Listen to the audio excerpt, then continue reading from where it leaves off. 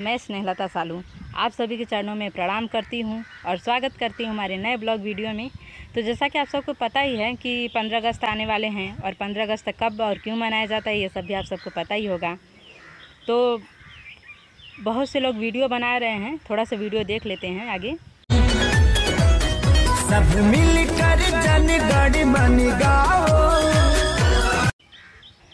तो देख लिए वीडियो में पहले तिरंगे को नीचे गिराया जा रहा है, फिर उस पर पैसे रखे जा रहे हैं, मोबाइल रखे जा रहे हैं। ठीक है, सामने से कोई बंदा आया, पैसा मोबाइल लिया और लेके चला गया।